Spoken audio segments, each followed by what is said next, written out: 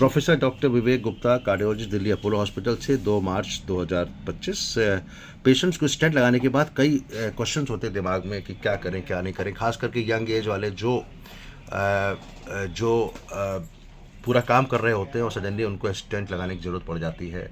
Stent एक ऐसी विधि है जिससे कि पेशेंट की नसें वैसे ही हो जाती हैं जैसे कि उनकी नेचुरल नसें हैं।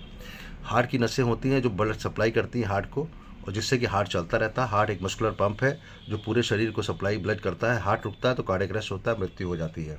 सिंगल एक ही हार्ट है भगवान ने दिया है, तो इसको बहुत संभाल के रखना पड़ता है। उसके 3 नसें होती हैं, 3 लेफ्ट में 2 और राइट में 1। इन तीनों नसों की लंबाई करीब होती है 4 से 5, 6, 10 सेंटीमीटर, पूरे हार्ट को सप्लाई करती हैं।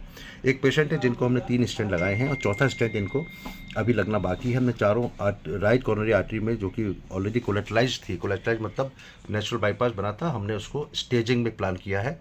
शुरू में हमने एलएडी में, डायगोनल में और OM4 जो सर्कमफ्लेक्स की ब्रांच है उसमें स्टेंट 3 लगाए हैं, जिनके प्रोसीजर हुआ था 19 फरवरी को। आज तारीख हो गई 2 मार्च, करीब 12 दिन बीत चुके हैं।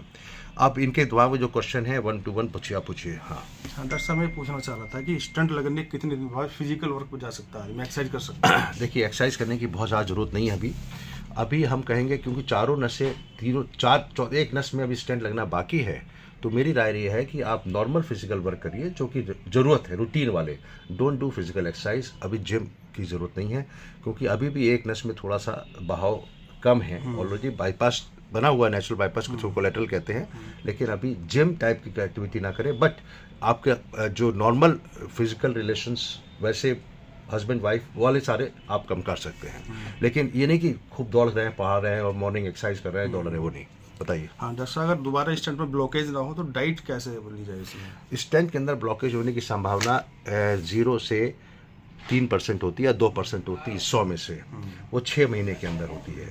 इसमें कुछ दवाइयाँ होती हैं जो हमको फर्दर रिकरेंस होने की संभावना को कम करती हैं, लेकिन उन दवाओं के अलावा खाने पीने का तो कोई रोक टोक नहीं है। वो सबको पता है कि डायबिटीज़ अगर है, आपको तो नहीं है, और जिनको डायबिटीज़ है उसको ब्लड शुगर कंट्रोल रखना चाहिए। बस ऐसा कुछ आई प्रेफर वेजिटेरियन डाइट। आप डाइट के बारे में मैं प्रेफर करूँगा कि आप वेजिटेरियन ही रहें आगे।